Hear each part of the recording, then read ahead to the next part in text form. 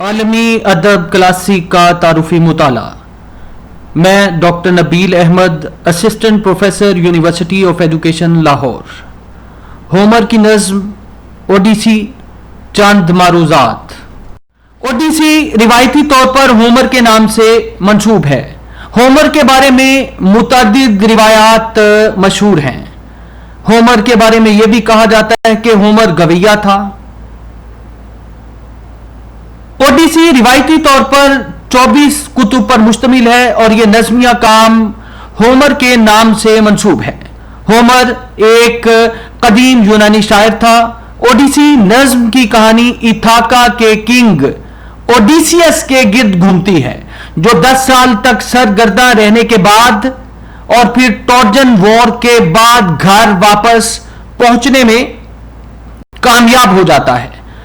अगरचे नज्म का बयानिया आखिरी 6 हफ्तों का अहाता करता है या आखिरी 6 हफ्तों पर मुहित है, वो ओडिसियस अपनी घर वापसी पर अपने बेटे टेलेमेकस के साथ मिलकर, जो ओडिसियस की वफादार बीवी पेनेलोपी के सूटर्स चाहने वालों को तबाह करता है।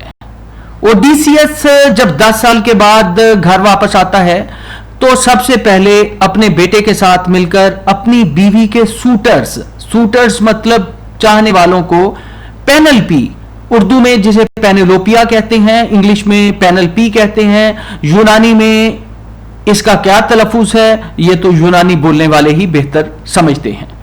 उसकी बीवी यानी ओडिसियस की बीवी उनको नहीं चाहती थी। वो आखिर दम तक ओडिसियस से वफादार रहती है।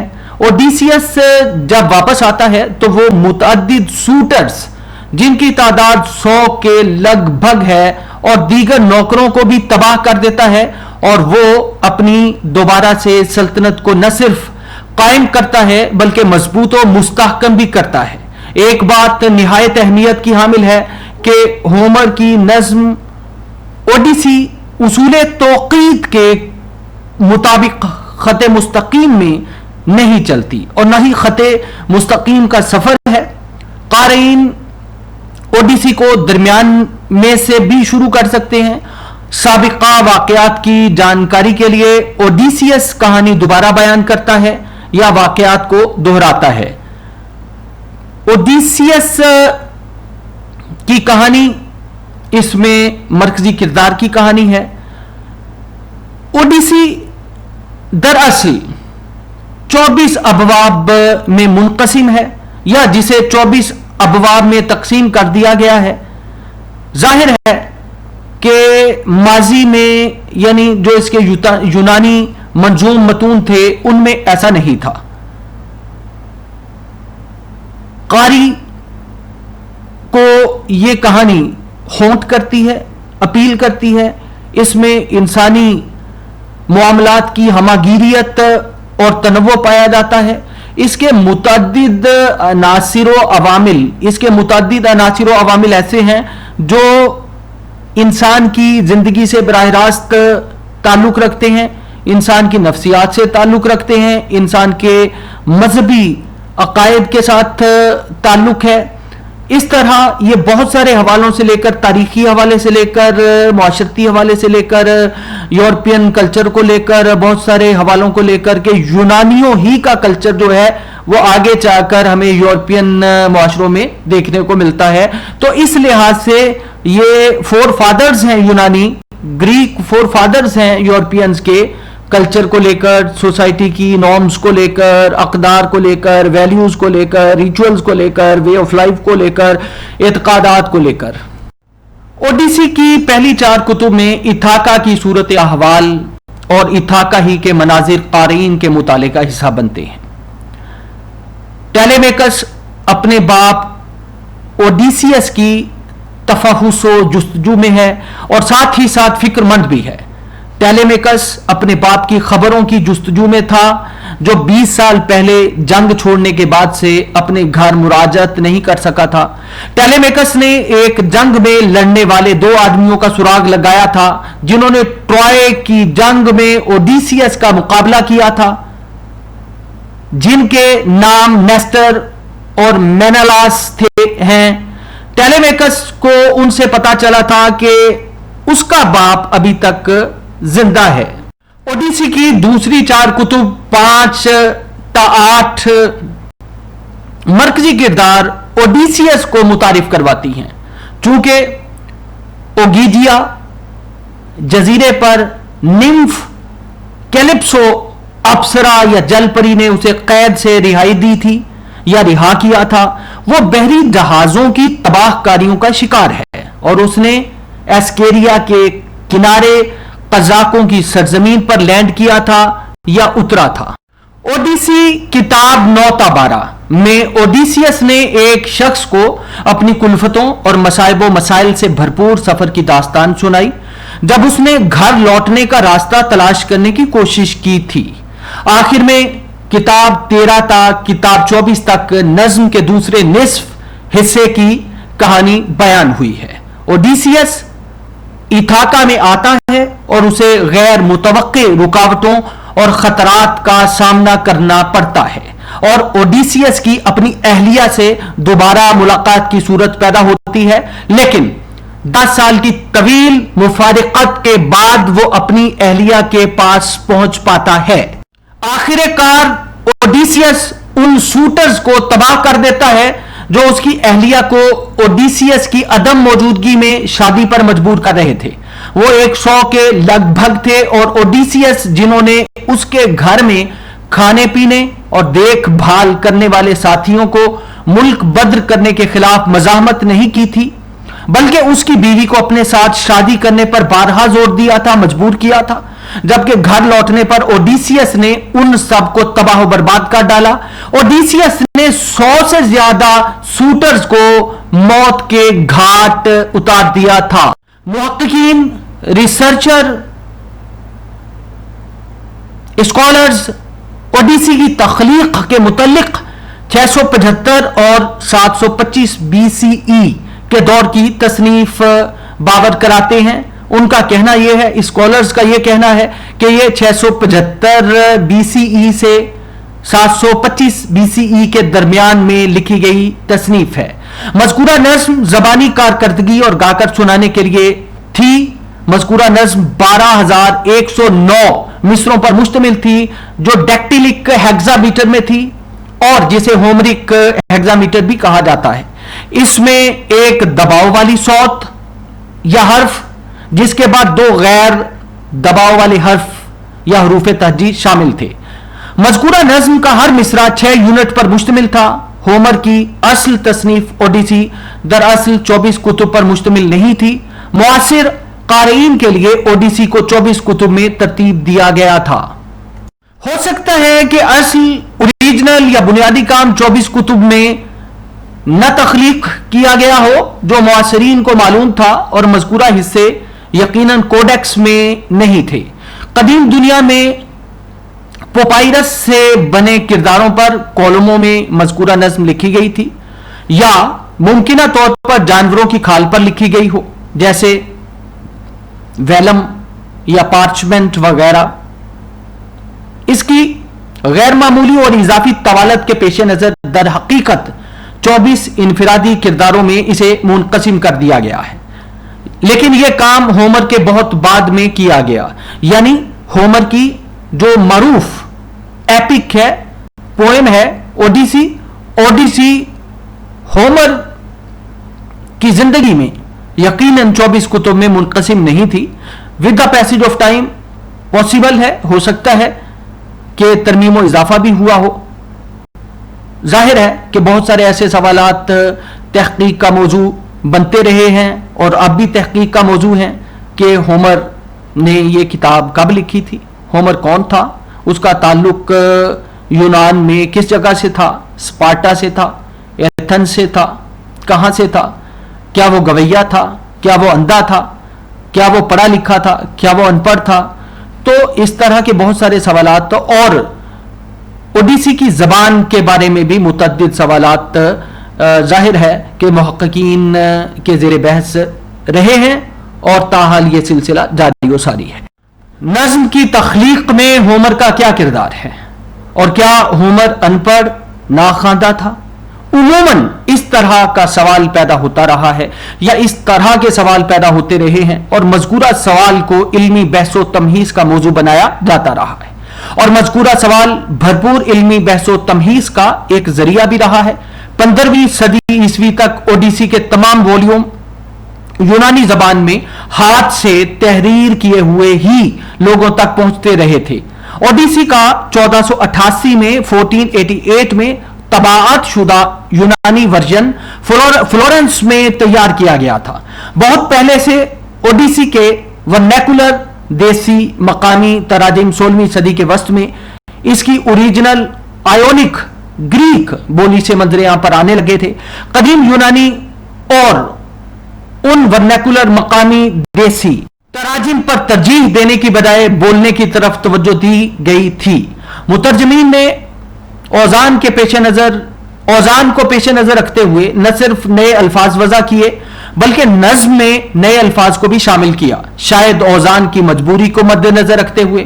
مترجمین نے ایسا کیا تاکہ الفاظ کی ترتیب، موسیقیت، نغمگی اور وزن کو برقرار رکھا جا سکے۔ بعض مترجمین نے اوڈیسی کا نثری ترجمہ بھی کیا اور بعض مترجمین نے منظوم ترجمہ بھی کیا۔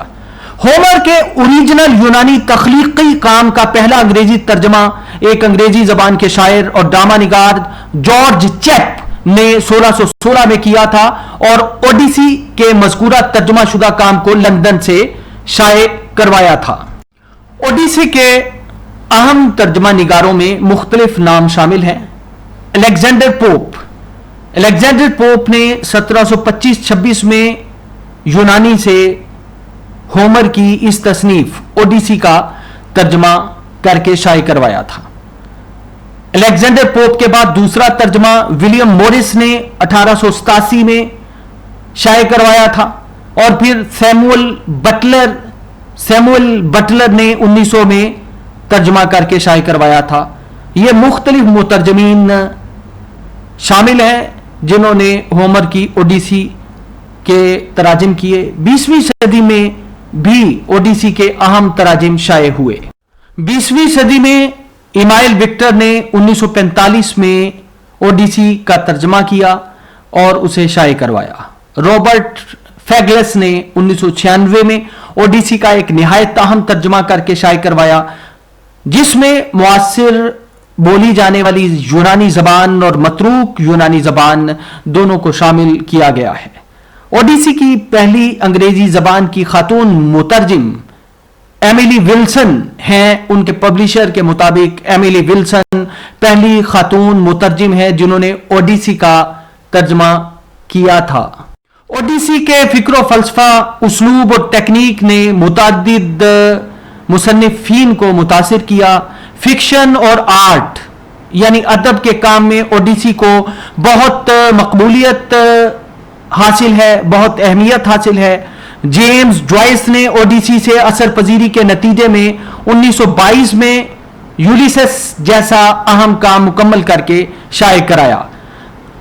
ہر شخص کی کہانی اور رومانس میں اوڈیسی کی مہم جوئی، فتنہ پروری، طوالت اور اچھائی، برائی، نیکی، بدی، ایسے مختلف عناصر و عوامل کے ساتھ ساتھ فتح مندی کے مظاہر بھی دیکھے اور محسوس کیے جا سکتے ہیں۔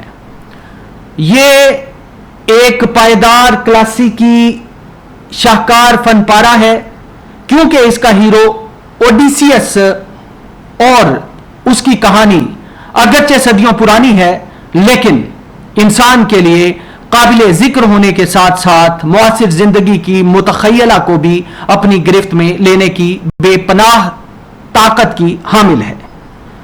پینلپی اوڈیسیس کی بیوی یا پینلوپیا حیران تو ہوئی لیکن لڑکے کی مصلحت اندیشی نے اسے بہت متاثر کیا۔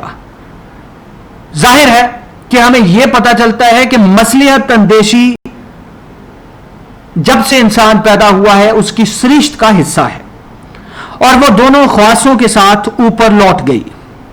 وہاں وہ اپنے پیارے شوہر اوڈیسیس کی یاد میں آنسو بہاتی رہی یہاں تک کہ چمکیلی آنکھوں والی ایتھنا نے اسے میٹھی نیند سلا دیا۔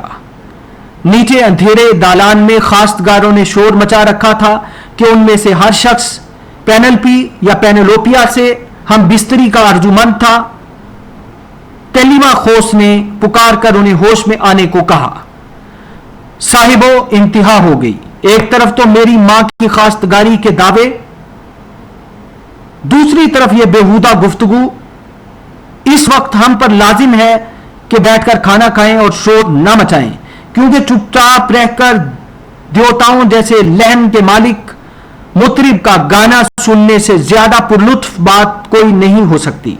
लेकिन सुबह के लिए मेरी यह तजवीज है कि तुम सब जलसा आम में हाजिर होना कि मैं रस्मी तौर पर तुम लोगों को यह महल खाली करने का हुक्म दे सकूं। उसे छोड़कर जहां तुम्हारा जी चाहे, इसे छोड़कर जहां तुम्हारा जी चाहे दावतें उड़ाओ, एक दूसरे के मेहमान बनो, अपना माल खाओ पियो, और अगर तुम्हारे नजदीक मजा पराया माल उड़ाकर साफ बच निकलने में है तो बसद शौक ऐसा ही करो। बढ़ बढ़कर हाथ मारो। उधर मैं अमर देवताओं से दुआ मांगता हूं कि एक दिन वो आए जब मैं इसी जगह तुम सबको मौत के घाट उतार दूं और मुझसे बाज पुर्स करने वाला कोई ना हो। जाहिर है कि ये पेनेलोपी या पेनेलोपिया का बेटा है, और पेनेलोपी या पेनेलोपिया का बेटा जो है वो एक तरह से गुस्से में, जाहिर है उसका आना एक फितरी बात थी, उसको तकलीफ होती है। चूंकि उसका बाप ओडिसियस मौजूद नहीं है और ओडिसियस की अदम मौजूदगी में वो सब क्या करते हैं, सूटर्स, वो उसकी मां को तंग करते हैं, यानी पेनेलोपी को। यह सुनकर खास्तगार दांत पीसने लगे। उन्हें हैरत थी कि तेलीमाखोस को इस अंदाज में गुफ्तगू करने की जसारत क्यों कर हुई। आखिर एंटिनोस बिन यूपेथीस ने उठकर कहा, मालूम होता है देवता तुम्हारी हौसला अफजाई कर रहे हैं। यह अंदाजे तखातुब उन्हीं का सिखाया हुआ है। किसका? यानी यहां मजहबी फैक्टर जो है वो आ जाता है, और मजहबी फैक्टर को बहरहाल जो है वो हर दौर में तकद्दुम हासिल रहा है, और यहां भी मजहबी फैक्टर को तकद्दुम हासिल है। यह अंदाजे तखातुब देवताओं का सिखाया हुआ है। इस जजीरे की हुकूमत गौतम ने मीरास में पाई है, मगर देवता करें तुम्हें इस पर राज करना नसीब न हो। तेलीमाखोस ने भी उसे तेज जवाब दिया, एंटिनोस, अगर जूस की मर्जी हुई, अगर उर्दू में कहें तो जूस, इंग्लिश में जूस, अगर जूस की मर्जी हुई तो मैं ये ओहदा बड़ी खंदा पेशानी से संभाल लूंगा। यह जवाब सुनकर तुम मायूस हुए होगे, शायद तुम बादशाही को मुश्किल तरीन काम तस्वुर करते हो। अब क्या है कि ओडिसियस की कहानी है और उसका बेटा है तेलीमाखोस, और जाहिर है कि जो सूटर्स हैं, जो पेनेलोपी या पेनेलोपिया के चाहने वाले हैं, वो अब ये चाहते हैं कि ओडिसियस ना आए और उनमें से किसी एक की, जो 100 के लगभग सूटर्स हैं, उनमें से किसी एक की पेनेलोपी या पेनेलोपिया से शादी हो जाए। और जाहिर है कि वो एक लिहाज से बेपनाह ताकत हासिल करने के चक्कर में है, और साथ ही साथ उनके पास एक इकलीम की हुकूमत भी आ जाएगी। मेरे ख्याल में बादशाही बुरी चीज नहीं, घर की दौलत और घर वाले के जाती इख्तियारात में इजाफा होते देखना। यह तेलीमाखोस जो पेनेलोपी या पेनेलोपिया का बेटा है, ओडिसियस का बेटा है, अच्छी बात है, यह कहता है। ताहम अखाइयों में शहजादों की कोई कमी नहीं। समुंदर से घिरे हुए इथाका में कितने ही जवान और मुअम्मर अफराद ऐसे मौजूद हैं जिनकी रगों में शाही खून है। बहादुर ओडिसियस मर चुका है और कोई ना कोई उसका जानशीन बनकर रहेगा, लेकिन मैंने तहिया कर लिया है कि कम अज कम अपने घर और उन गुलामों का जिन्हें मेरे बाप ने जंगे लड़कर मेरे लिए हासिल किया था, बदस्तूर मालिक रहूंगा। अब क्या है, ओडिसियस का बेटा जो है वो ये कहता है کہ وہ غلام جن کو میرے باپ نے جنگیں لڑ کر حاصل کیا تھا وہ میرے قبضے میں رہیں گے، میرے رہیں گے، بدستور میں ان کا مالک رہوں گا.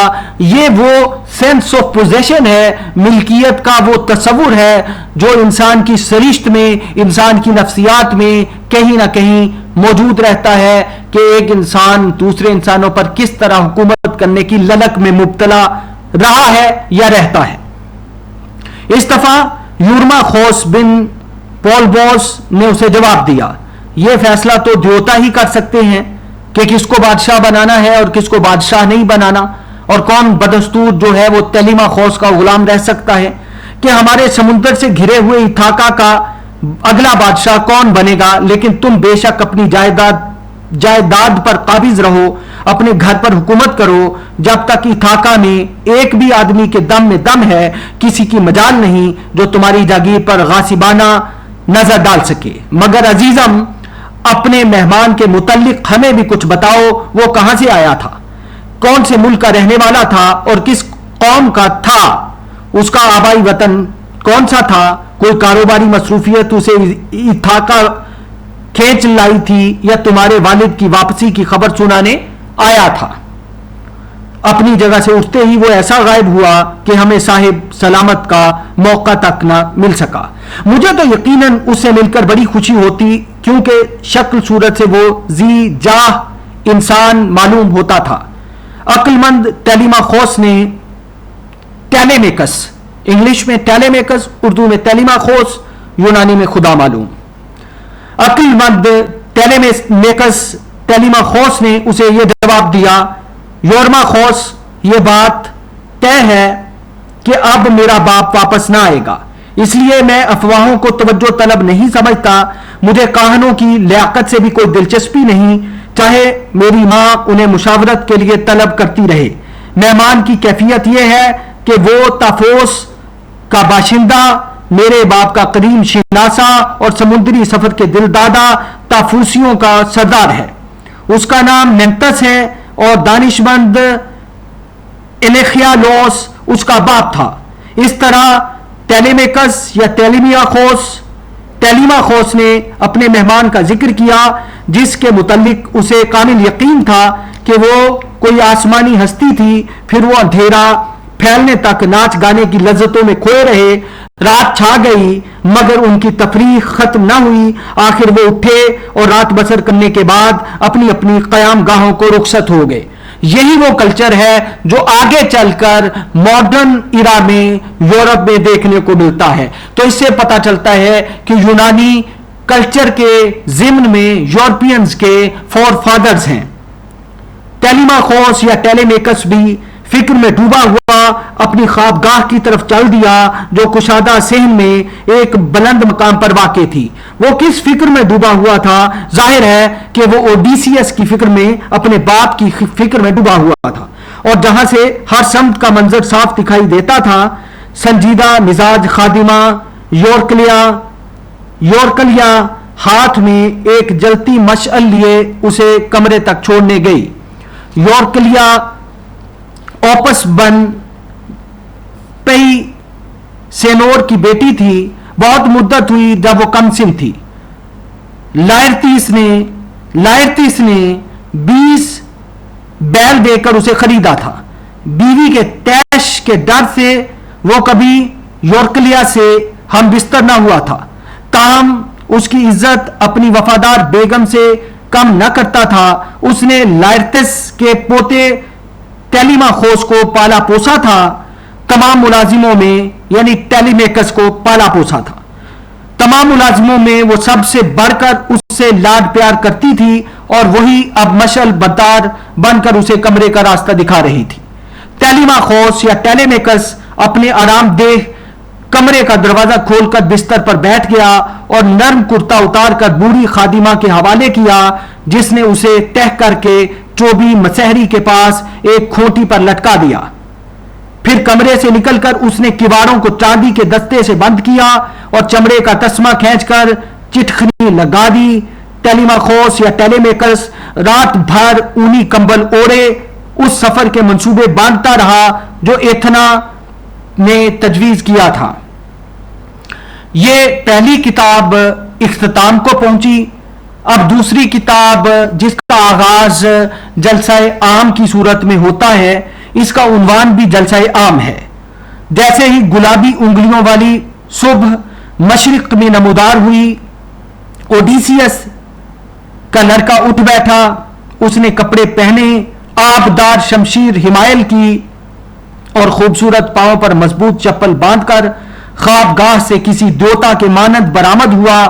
باہر آتے ہی اس نے بلند آواز نقیبوں کو حکم دیا کہ وہ اس کے گیسو دراز ہم وطنوں کا جلسہ طلب کریں. ڈنڈورا پیٹ دیا گیا اور لوگوں کو اکٹھے ہوتے دیر نہ لگی. جب سب لوگ آ چکے اور اجلاس مکمل ہو گیا تو ٹیلیمیکس یا ٹیلمیاخوس نے کانسی کا نیزہ اٹھایا اور 2 شکاری کتے ساتھ لے کر جلسہ گاہ کی طرف روانہ ہوا. ایتھنا نے اسے کچھ عجب حسن عطا کیا کہ جب وہ جلسہ گاہ میں وارد ہوا تو خلقت اسے حیرت بھری نظروں سے دیکھتی رہ گئی. بزرگوں نے اسے راستہ دیا اور وہ بڑھ کر اپنے باپ کی جگہ متمکن ہوا. سب سے پہلے ایک خمیدہ کمر ضعیف اور نہایت خرد مند سردار تقریر کرنے کھڑا ہوا جس کا نام ایگپتیوس تھا. یہی مناسب بھی تھا کیونکہ اس کا سپاہی بیٹا انتیفوس شاہ اوڈیسیس کی رفاقت میں بڑے بڑے جہازوں پر سوار ہو کر گھوڑوں والے شہر ایلیم گیا تھا. اسی انتیفوس کو وحشی یکچشم دیو نے اپنے غار میں آخری مرتبہ اوڈیسیس کے ساتھ اس کے ساتھیوں کو مار کر کھاتے ہوئے ہڑپ کر لیا تھا. یوں تو ایگپتیوس کے 3 بیٹے اور بھی تھے جن میں سے 2 بڑی تندہی سے موروثی اراضی پر مشغول رہتے تھے اور تیسرا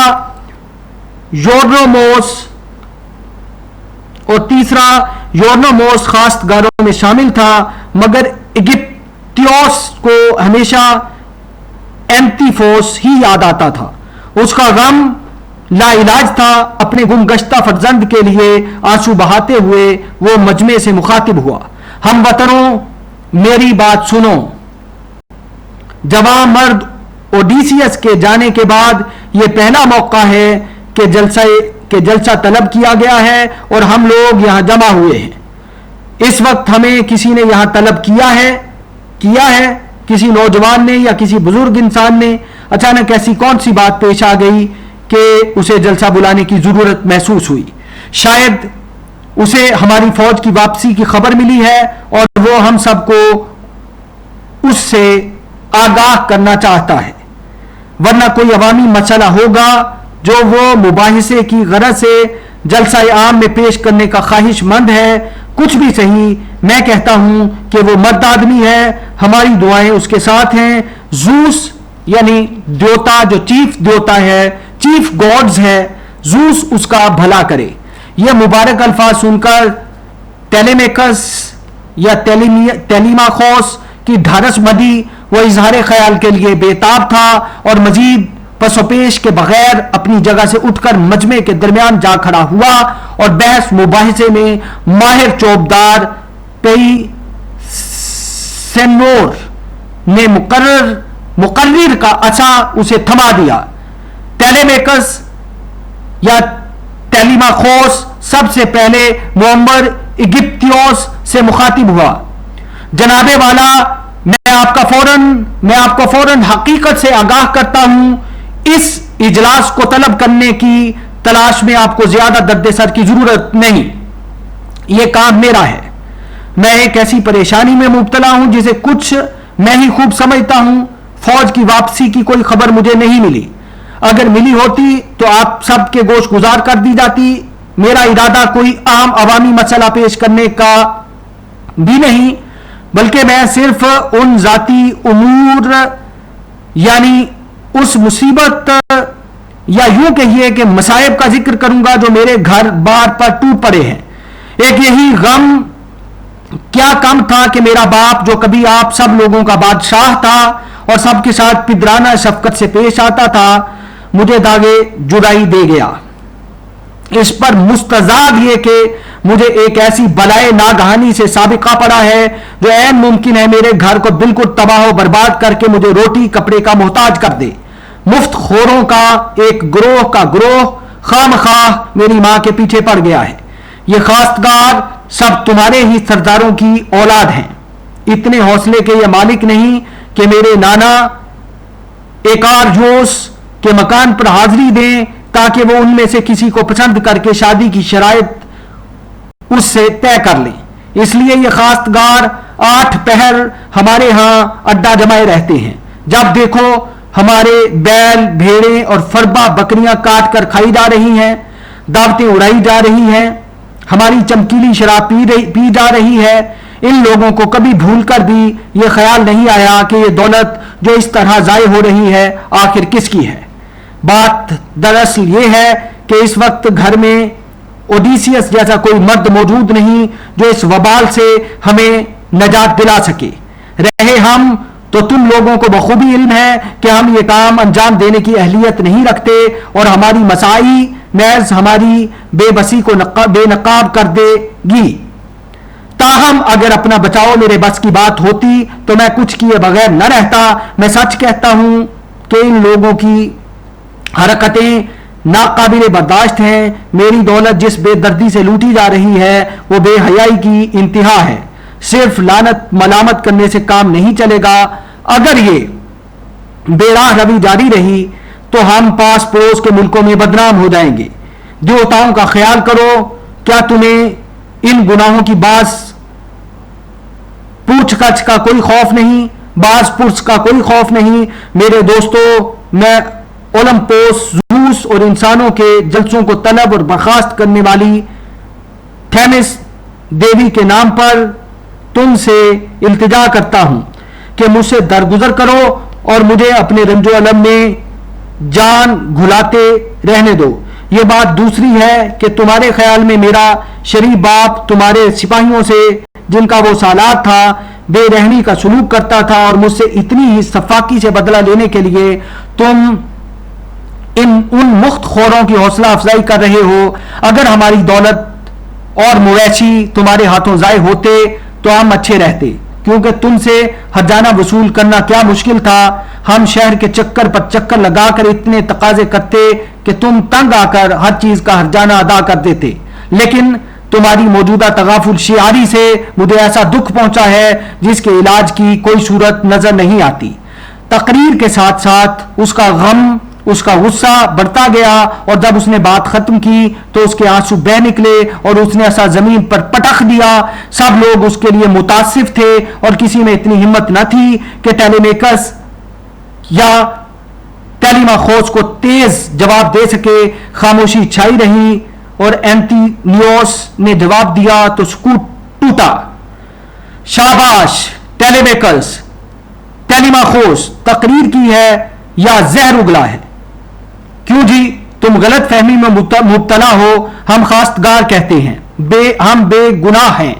خطا کار تو تمہاری ماں ہے جس کے مکر اور فریب کا دنیا بھر میں جواب نہیں. سنو, پورے 3 سال سے, بلکہ 4 کہنا چاہیے, اس نے ہم سب کو دغا یا دغے میں ڈال رکھا ہے. ایک تو ہمیں کچھ نہ کچھ امید دلائی ہے, دوسرے ہر ایک کو چوری چھپے پیغام دے کر ایسے وعدے کیے ہیں جنہیں ایفا کرنے کا وہ قطعاً ارادہ نہیں رکھتی. اس کی ایک اور عیاری ملاحظہ ہو, اس نے گھر میں راچ پر بہت بڑی بناوٹ ڈال کر ایک چوڑی اور نفیس چادر بننی شروع کی اور ہم سے کہا کہ شاہ اوڈیسیس, کنگ اوڈیسیس کی وفات کے بعد تم لوگ میرے خواستگار ہوئے ہو. اگر تم سب شہزادے صبر و ضبط سے کام لے کر مجھے یہ چادر مکمل کرنے کی مہلت دو تو میں بڑی احسان مند ہوں گی, ورنہ جو کچھ میں بن چکی ہوں وہ بیکار جائے گا. یہ معزز لائرتس کا کفن ہے. میں نہیں چاہتی کہ جب انسانوں کو فنا کر دینے والی بھیانک موت کا موقع ملے کہ اتنے بڑے رئیس کو کفن بھی نصیب نہ ہوا. اس نے اس طرح کی باتیں بنائی. ہم ٹھہرے شریف لوگ, ہم نے اس کی بات مان لی. نتیجہ یہ ہوا کہ وہ سارا دن بیٹھی چادر بنتی رہتی اور رات کو چراغوں کی روشنی میں دن بھر کی بنائی ادھیڑ ڈالتی. اس ترکیب سے 3 سال تک اس نے ہمیں بیوقوف بنایا. چوتھا سال شروع ہوا اور وہ بھی ختم ہو چلا کہ اس کی ایک خادمہ نے جسے سب کچھ معلوم تھا اپنی مالکہ کا راز افشا کر دیا. ایک رات ہم اسے وہ خوبصورت چادر ادھیڑتے ہوئے پکڑنے میں کامیاب ہو گئے اور اسے بادلے ناخواستہ بنائی پوری کرنی پڑی. اس لیے ٹیلیماخوس میری خواہش ہے کہ تم اور دوسرے حاضرین خواستگاروں کا یہ جواب واضح طور پر سمجھ لو. تم پینلپی یعنی پینیلوپیا کو نانا کے پاس بھیج دو اور اس شخص سے جسے اس کا باپ منتخب اور وہ خود پسند کرے اسے شادی کرنے دو. غیر معمولی ذہانت، دستکاری میں مہارت اور کام نکالنے کے کامیابی کے گر جاننا، یہ سب بے مثل صلاحیتیں ایتھنا دیوی نے اسے عطا کی ہیں. مگر ان کے بھروسے پر اسے ہم نوجوانوں کا صبر اور زیادہ آزمانا نہ چاہیے. مجھے تسلیم ہے کہ ان سب اوصاف کے لحاظ سے اس کی قصے کہانیوں میں بھی نظیر کوئی نہ ملے گی. گزرے زمانے کی اخاوی حسیناؤں، ترو الکیمنی اور خوشنما تاج والی مکینی میں سے کوئی ایسی حاضر دماغ نہ تھی، لیکن اس وقت اس نے اپنی دانائی کا غلط استعمال کیا ہے. اس نے موجودہ روش اختیار کر کے حماقت کی ہے، اور میں تمہیں یقین دلاتا ہوں کہ جب تک وہ اسے تبدیل نہیں کرے گی ہم خواستگار بھی یہاں سے نہیں ٹلنے کے اور بدستور تمہاری جائیداد کو لوٹتے کھسوٹتے رہیں گے.